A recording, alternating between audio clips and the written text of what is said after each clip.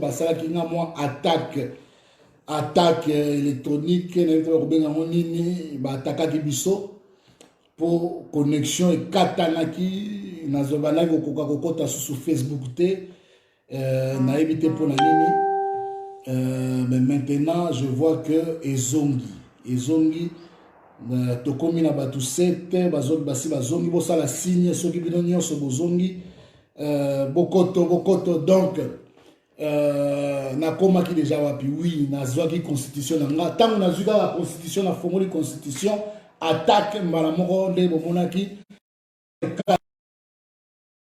connexion donc na redémarré par wifi donc na évité soki okatanga pe wifi le temps bayebaki naza en direct en tout cas la liberté na biso bon eza état d'urgence mais état d'urgence sanitaire mais au bakomi kokatanga connexion ça bon ezongi direct ezongi bokoto bo signaler baninga que direct ya biso ezongi to éviter attaque wana direct na biso ezongi botinda ba invitation na bino bo inviter baninga bakota to komaki donc na place ba violation ndenge na bisaki bino ke salami moi ebele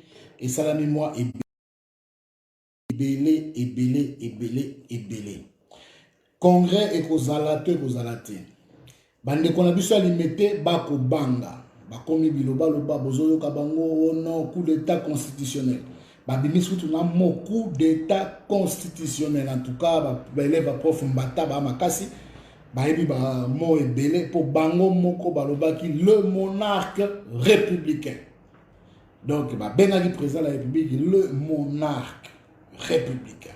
Oh, la démocratie, l'état des droits version bakobanga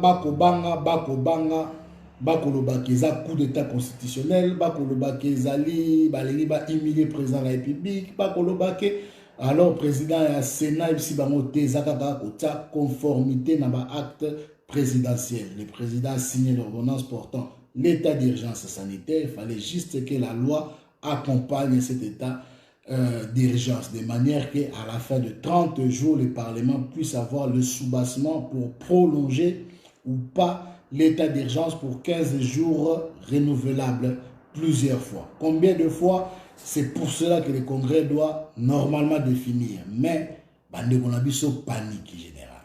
Pour nani ba paniquer. Pour nani ba paniquer. On a besoin que justice n'a besoin de reprocher na directeur de cabinet à président de la République détournement. Il y a plus de 300 millions de dollars au Salamaki à l'espace de 100 jours sous couvert. Il y a programme, il y a 100 jours, il y a président de la République. Fachi béton. Balobi ke a fongoli ba porte de prison. Balobi ke o bangonde ba poursuivaki. Balobi ke e pa na ye moi na classe na bango soka ibi bakokanga. La République a Fachi azokanga batu bani na République ya Kabila batikala kokanga mutu mokote. Ah, vérité eyaka na makolo mais ekomaka. Nazali awalelo pona koyebisa bino ba aye awa pena lelo pona yebisa bino ba vérité nyonso na yebisa ki bino bobanga te bo poser ba question na bino bo poser ba question nyonso oyo bozali na yango. Je suis là pour répondre à toutes vos préoccupations. Bo poser ba question makamoni ne directeur de cabinet à lobby oyo kosala ke congrès oyo ezaki destiné ya ko sala loi oyo ya accompagner l'état d'urgence et comme congrès à toutes les polémiques et comme congrès à ko banga Vital Kamerhe à lobby nini Vital Kamerhe a bimisi papier nini c'est au parquet général de Matete bandeko oyo limité et comme kobanga président de la République accueilli à Londres. Voilà la autre côté à souka to sote membre belé pour ba direct c'est na rafo na ça noto que des étapes graduelles. Donc avant de commencer à Londres mambo zala no belé to tu beta bongo to bana ko beta bongo masolo ya avion président na biso boyebi que a voyagaka énormément. Donc Parlement sortant, le dernier parlement de la législature passée, avait voté un budget de 7 milliards de dollars. Dans ce budget de 7 milliards de dollars, la présidence de la République, dans sa dotation, devait toucher 62 millions de dollars. Le président de la République entre en fonction à l'objet non budget aux associés à 7 milliards, et budget aux il y a 11 milliards. Présidence de la République aux associés 62 millions et combien vous avez 94 millions, je crois, entre eux. Mais Nasuka, tant année exercice Essili, avant Tokota, en 2020, exercice 2019 Essili, le président de la République a dépensé en réalité 176 millions. Et que le budget n'était pas de 11 milliards, a été revu à la baisse, un budget de 4 milliards et quelques. Ce qui veut dire, ce qui est un pourcentage, le président de la République qui 62, 64 millions sur 6 milliards, ça ferait à peu près 1%, je crois. Il y a budget 0,10%. Il y a budget et passer un budget de 4 milliards, ça à peu près à 15% du budget national pour le fonctionnement de la présidence de la République. Putain, c'est grave. Je n'avais pas réalisé que c'était grave. Et c'est la calculette, pardon. Et c'est la calculette. Pardon, il faut donc calculer. Mais la barité est aussi grave que ça. 18% du budget national pour le fonctionnement du seul président de la République. C'est terrible ça. C'est terrible. En tout cas, l'IDPS a raison. Hein. Il est vraiment un monarque, c'est ce qu'il dit. Oui, c'est un monarque. Ah oui, conseil juridique, tu as vraiment raison. C'est un monarque. 18% du budget national. Putain, on va investir avec quoi? Et le gouvernement. Parce qu'au pauvre parlement, on a 1 million de bino aux lobby au Bokalambon et Belé. Il faut pas qu'il y ait un salaire, nini. Oh. C'est grave, hein? En tout cas, il faut calculer. Il faut calculer. Dans un exercice, il faut ça. Boutoua, je dois pas checker sur cela. En pourcentage, la présidence de la République consomme combien de pourcents du budget national? C'est terrible ça. Il n'y a pas équivalent au monde. Il n'y a pas équivalent au monde. Tous les gens à lobby nini oyo kobanga et koti bongo et pas bande ko na biso ya IDPS. Congrès oyo kozala to kozala te en tout cas bana Congo l'heure est grave. Kinshasa na minito na website bino en palpite. C'est pour mobiliser base ya kosala te ba lobby guerre civile. Ba lobby lelo en tout cas bana Congo ba monio so ba confito parlement et Boukani. Ah, comment est-ce qu'un parti politique peut menacer la République? Baloba qui menacer la République.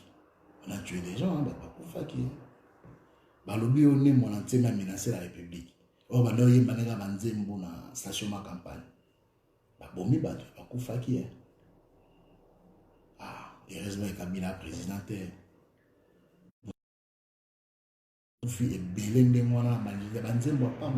Et puis, nous avons le panafricanisme. Bazoemba ke Congo to sangana ba pays mususu ya Afrique to comme nation moko africaine ba nimpo to za makala nzembo nga ici ba bomi batu. Ah, état d'urgence, c'est grave ça. Il y a on va paniquer mais bango ba menacer la République ba lobi so ki République ke na congrès si le parlement entre en congrès ba ko buka parler du peuple. Oh, ils sont forts cette IDPS. Mais Bako Banga, nini en réalité? Bako Banga nini? De quoi ont-ils peur? De quoi ont-ils peur? Vital Kamerhe reconnaît quel genre de secret? Ozo Bangi Sabango Nimwana. Muto Boyembeli, Yewana Kamerhe, Moibi, Yewana Boyembi. Campagne. Bino ake makala allié na bino moto amemi bino na mapeka na ye atambusi yo kolobaka monoko moko lingala atamboleli yo Kongo alobi minoko nyonso ya bamboka Kongo mpona yo oyembisi aza moyibi ake na ye mpe na peta discuter te mais panique générale ekoti est-ce que cash epanzani to epanzani te nayebisaka bino awa bandeko na ngai ke cash FCC eza na autorité morale moko Joseph Kabila Kabange yesu kaka bwani na yo nde cash ekufi kamera longo se cash ekufi on a eu ça comme un Kabila désir dans la cash Kabila désir pe parti politique il y a Trifon Kinki wa Mulumba ezala la cash batu bafinga kanga bandimaka te balobaka baki na ngaka ngai na beta bino histoire ya empereur romain oyo liberaka esclave na ye ou apesaka ye Excellence, vous n'êtes pas un Dieu, vous êtes juste un homme. Vous n'êtes pas un Dieu, vous êtes juste un homme. Esclave n'est pas président de la République dans le bac. Pour le rappeler seulement président de la République, faites attention là, vous dépassez les bornes, président de la République, faites attention là, ce n'est pas bon. Mais, la lukinga, la menacena, la kanganga, comme agression tous les jours, ni, mais tout ça, tout ça, répéter tout le mbaraté pour exact devoir, on est leader d'opinion, on doit servir le peuple. Je ne sers que mon peuple en disant la vérité, en disant tout ce que les gens passent tout bas. Congrès et Kosala bateau et Kosala maté l'air grave. Pourquoi il dépêche qu'on mobiliser ma base na bango, ma militant na bango pour na ko tia mon boulot na parler du peuple pour qu'on bio motion moko ezali kuna tant Congo fongwama député moko a Kosala motion contre le président de la République. Mais le président de la République on sali la motion au parlement. Oh, le président de la République va aussi la motion au Parlement. Oh, le béton, ma benda na katite, le béton à remettre. Congrès ko sala maté.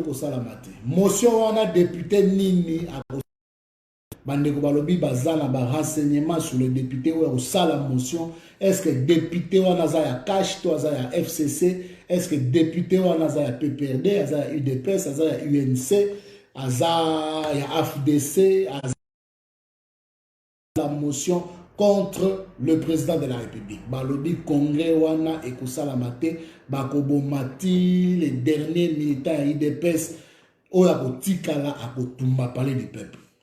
Donc, les menaces claires contre l'État, ezalaki bongo promulguées par Bandebonabiso et IDPS contre l'État. Mais est-ce que le Congrès est kozala to ekozala te?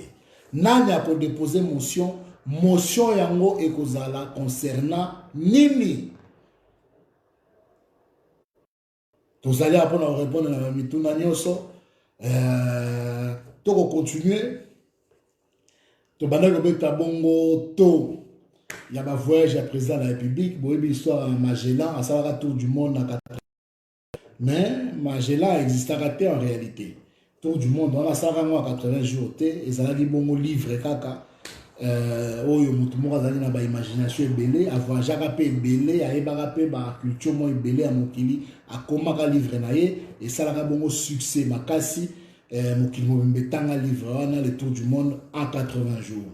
Président de la République, Nabiso a sali 2 fois le tour, 100 jours. 2 fois le tour, ce qui veut dire que tour du monde moko à 50 jours. Tour du monde moko en 50 jours a dépassé bon rebelle à lobby a yena 1 milliard de dollars ya ba voyage na ye ti lelo to komona 1 milliard de dollars wana te bakola kisa biso yango na congrès sûrement yango bako banga po na motuna sur les 1 milliard de dollars oyo président ayaki nango na ba voyage na ye à travers la planète. Congrès que ekozala te bandeko nanga ba congolais motuna munene yango wana congrès wana bon soki ezali est-ce que ekozala malokola ta momba lobi bako légaliser kaka situation ya état d'urgence et puis bana mai bazongi mona mutazongi panda mais ça les continuer to ezali oyo bandeko na biso IDPS ba koloba ke FCC eko préparer bon coup d'état constitutionnel bandeko za motuna bokoki kotuna na ko répondre na mituna na bino. En tout cas, je suis là pour ça. Beau partager, beau yebisa bandeko nyonso bazaki na biso avant coupure salama ke ezongi na yango toza bongo en ligne de nouveau. Bazonga bongo kolanda biso ba congolais bozale belé pona boy tango na koloba ba loba ke oyo kango na sango na mato ya bato ke Henri Maji alobaki Henri te kota yo moko oyo ka Henri Maji alobi nini Henri Maji alobini toko beta bongo lisapo oyo etali makambo etali bongo gestion ya mboka na mokonzi ya biso ya mboka Félix Antoine Tshisekedi Tshilombo na ba violation ya constitution tango ngala bana koloba yango ba fingaki ngala ba kombo nyonso mais lelo oyo tango tambwe mwamba alobi yango na munoko na ye panique générale.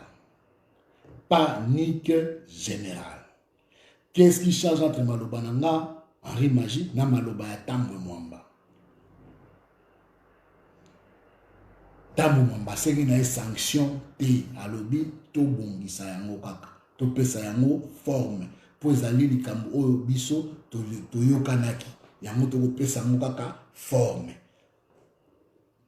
bango babangi oh non motion en gestation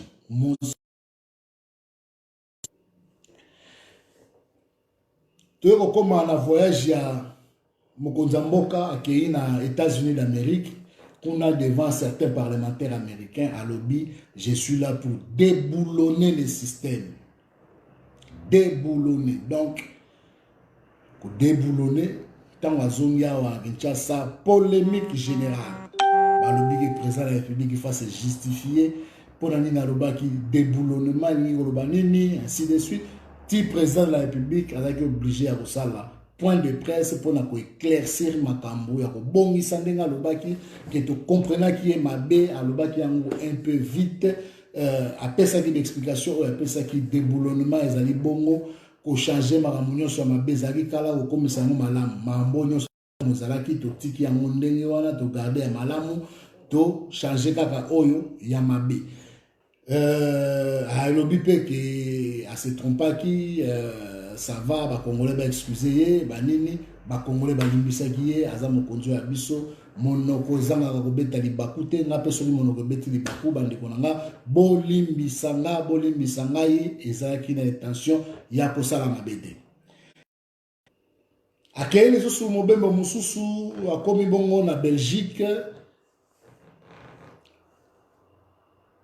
alobi na ba Belge ezali bien na Belgique oyo alobaki na ba Belge bandeko na biso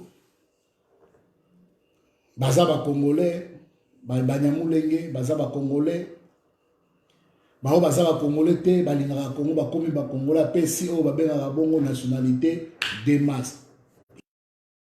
La République qui peut donner la nationalité à qui il le veut,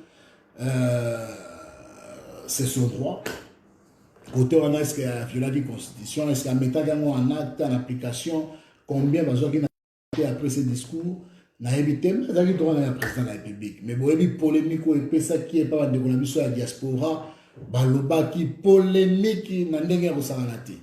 À Zongia à Kinshasa, à Bongisi, Malobanae, au ba comprendre qui est malamuté. Na ko mona quand même que le président de la République a le barabat va comprendre que malamuté. Biso de comprendra malamuté. C'est bien. Biso ne va tout comprendre kaka. Biso ne tout comprendre kaka malamu te. Aye kokende na France, bino moko boyokaki alobi je vais dissoudre les parlements. Dissolution, débat. Il y a dissolution. Ah, article. Ba constitutionnel babimi ebele. Batu bazu misale ebele mais tu viens na mbata. Ta ko mutu mbata quoi mbata. Azu musala. Ya oleka la télévision, ya koloba que le président peut aller à la muki à dissoudre le parlement. Débat. Ti président de la République a zomi à se justifier. Alors que vous comprenez que madame Moutina n'a pas le même moyen. Tu comprendras le président bien. Tu comprendras bien. État d'urgence, tu comprenez bien. Bon, président, ma précipitation, tu bongisa. Tu comprendras bien. Et pour l'année, tu comprendre le président bien. Pour l'année, bien. Pour l'année, congolais. Avant de faire belgicain. Donc, ceux qui sont congolais, tu comprendre congolais, qui sont quinois, tu comprendre quinois, belgique. Mais vous comprendre bien.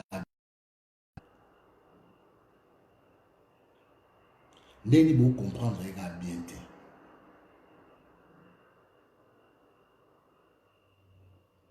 Pourquoi tous vous comprendre le président de la République bien? Sûrement que Vital Kamerhe est né, nous avons ça de comprendre bien.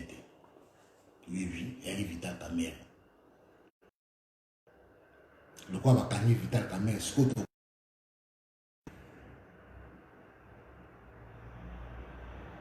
pour les bosses, tu dois comprendre bien. Tu dois comprendre. Vital Kamerhe a un problème. Alors, c'est un président de la République. Le Vital Kamerhe a zate. Tu dois comprendre le président bien. Si le roi Vital Kamerhe a été. Congrès et Bengame Salama. Congrès aux alatés. Pour si tu dois comprendre le président bien, pour Vital Azate, tu dois censé comprendre bien. Est-ce que le Congrès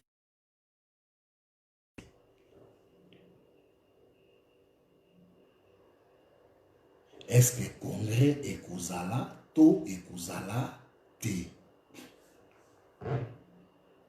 Pour Vital Azasouté. Vital Azasouté. La MCU que tient la charge de millions de dollars. Et bon, qui 1 milliard 2. 800 millions de sous-soana et ça, what?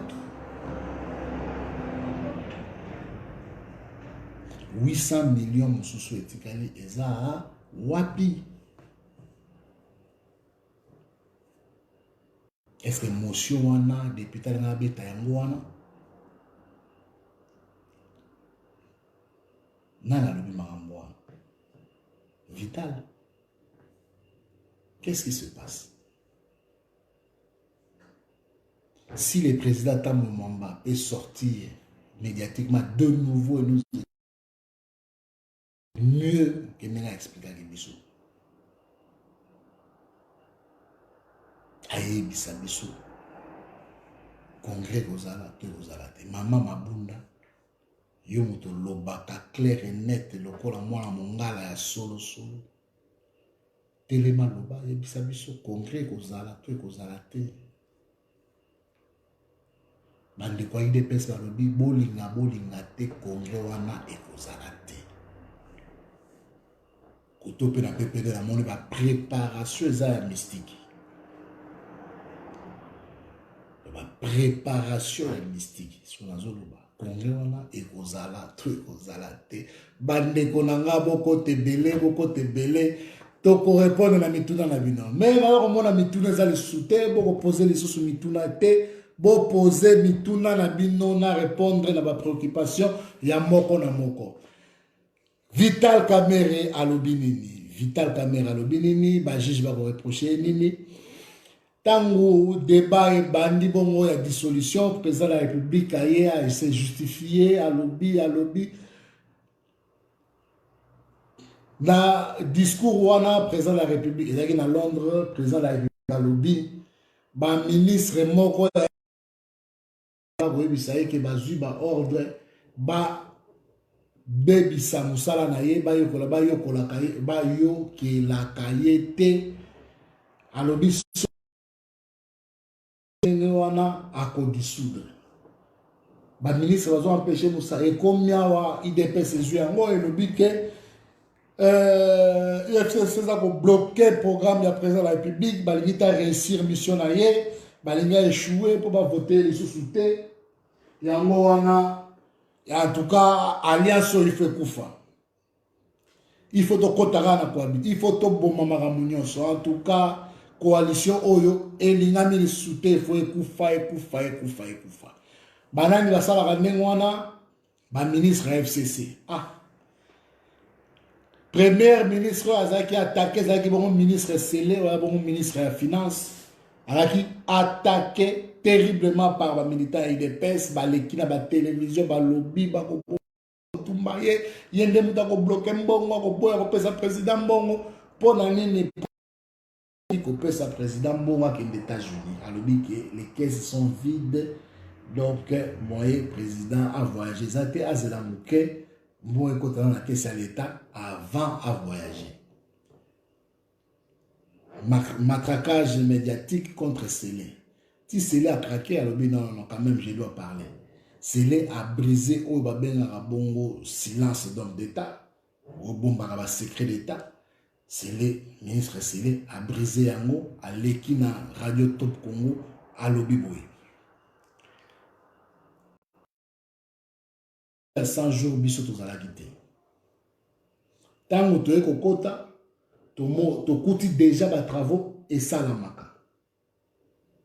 Basengi biso to bakisa mbongo to futa mbongo ngana lobi problème ezate mabana futa mbongo fona ye banano état des lieux ya ministère na finance za ndenge ni fona sala na état des lieux et bon na ye ba ko futa ba mbongo tango na sala état des lieux na yeko mona ke ba mbongo e futama à hauteur de 70%, 70% pour na ba bande en France 70%.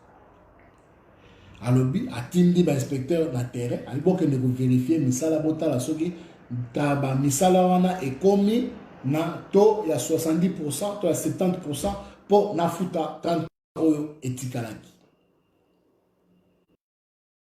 ba inspecteur na yeba ke na terrain ba webise ba bi excellence misala ezate kuna ata 30% et comité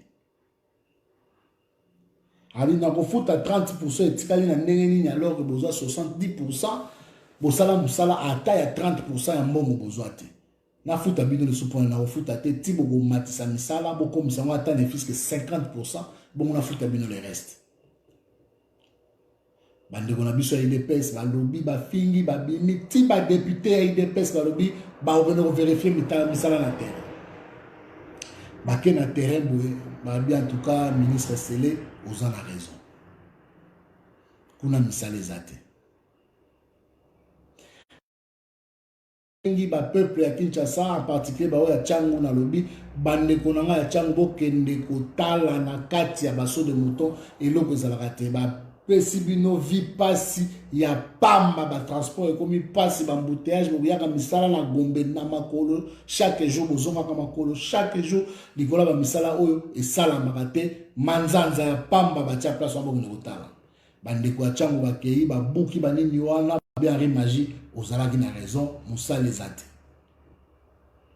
scandale c'est là le dit en tout cas honneur na ngai kende boyete je dois union sur le bangi ngande mutu naza ko bloquer misala wa afundi na conseil des ministres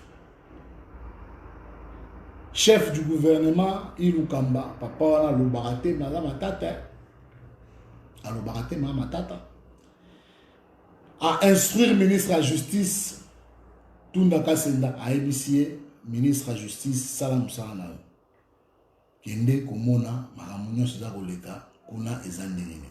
Comme le projet était piloté à la présidence de la République, la présidence n'a pas voulu répondre na ministre de la Justice où il fallait à ça la enquête ya koyeba qu'est-ce qui s'est passé à la présidence de la République.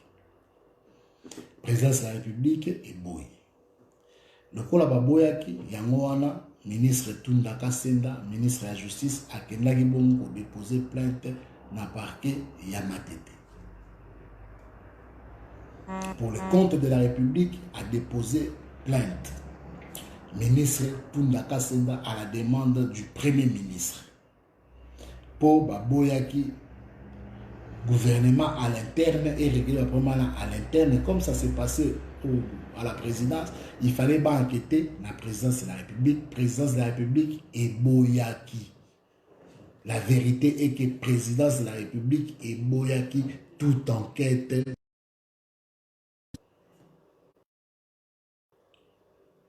Les lois baromi ko sepela o sous Tshisekedi bato bakendaka boloko sous Tshisekedi te Tshisekedi m'a porté plainte te.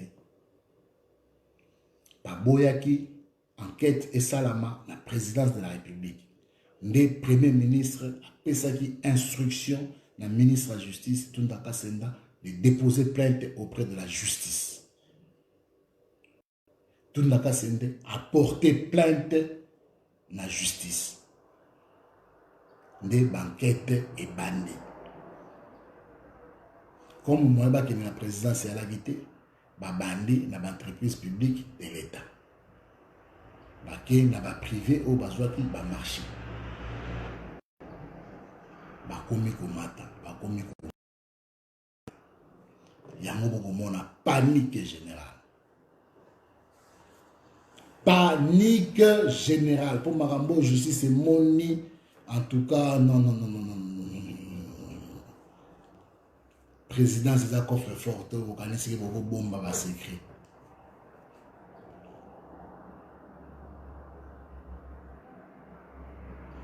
Président, c'est un banque qui vous connaissez que vos bombes va s'écrire.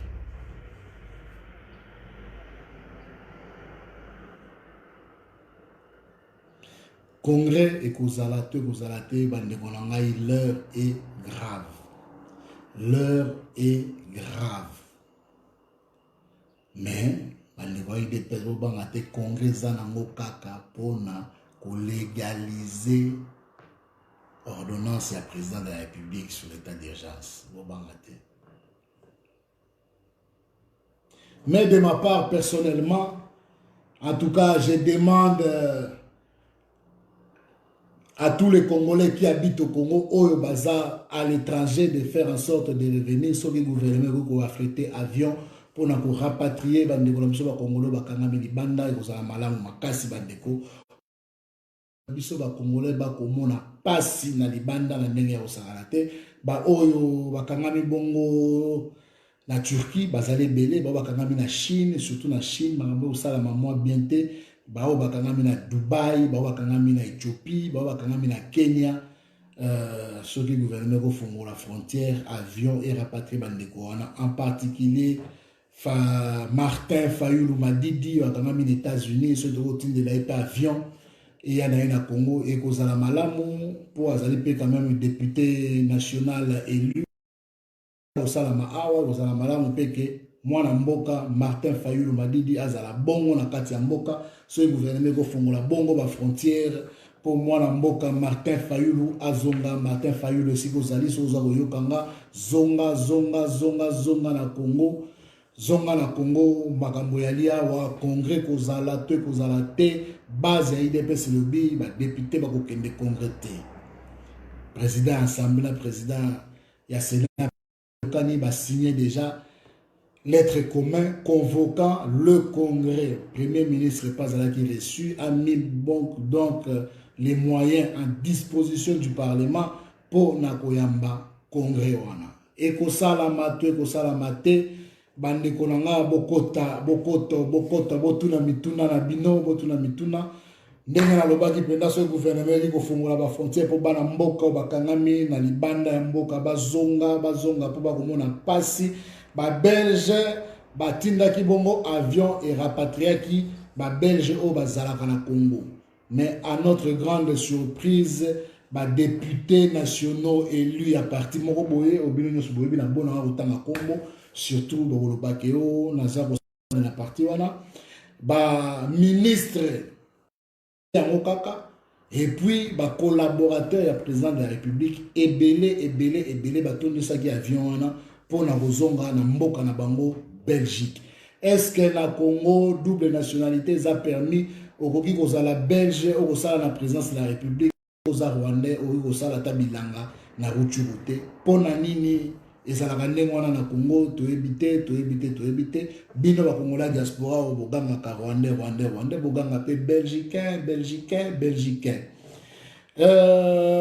toza ko continuer bongo France pe euti kotinda avion na yango jeudi vendredi et mataki na ba ressortissant français oyo bakangamaki awa na RDC tomoni pe lisusu ba autorité mingi bazwi avion wana bakei nzoka bazalaka pe ba français mboka eza na crise mboka eza na état d'urgence bakonzi babimisi ba passeport na bango ya mibale po bazonga na bamboka na bango yaki bomba paya balakisi biso te bazala bango bapaya bazaba na Congo te mais bango nde bato ya liboso kopesa biso leçon sur la nationalité, leçon sur le patriotisme, leçon sur comment être congolais et a participer mawa. Donc on a préféré na ngola tababota kauchu pour au moins biso tango pasi yaka tozonga na zamba ngozala wapi tozoka avion te poto kende na neige et pas ba mindele place wapi bakobenga biso bongo bananao. Donc bana Congo bokoto est-ce que congrès et gozalate bafongola ba frontière pour mwana mboka Martin Fayulu Madidi azana libanda ya mboka na congrès pour azalaka pe élu du peuple. Donc bana Congo bakobanga nini bazana bic rouge bakobanga nini na ebisi bino ke na ambassade jour et si la noté pour bako créer kaka ba commission ba agence tout dépendant de la présidence de la République. Gouvernement ezali sous na likambo au sa les ate donc le monde gouvernement Congo le monde agence comme une agence ba agence et si li ko créer ba agence si ba comme ko créer na conseil des conseillers du président de la République une coordination des conseils du président de la République. La bête la rabino le solo ya conseil des conseillers privés du président de la République. Coordonnateur a le même rang que le directeur de cabinet. Rien de privilège que le directeur de cabinet. Conseil des conseillers privés du président de la République. Et dirigeant la maison civile, et dirigeant pire que ça, et dirigeant la CNS. CNS c'est comme un conseil privé du président de la République. Donc le président arrête d'être une institution, à l'ONU, a commis homme civil, on a privé. Allez, CNS, Conseil national de sécurité, comme conseil privé. Il faut ça la VAR, là pour m'envoyer. Adao Bayina Kabila. M'envoie un faute à Kabila. Les lots va nommer les bisous François Mwamba. Va nommer Nani. Comment on a été coordonnateur, il y a conseil, il y a conseil, il y a évité. Il va créer les missions de sous-sous, Nini. Tu vas créer l'État congolais bis. Oh, l'État congolais bis, la République délimitée. La République délimitée. Bazobanga, Nini. Congrès est légal. L'organisation, la convocation des congrès est légale.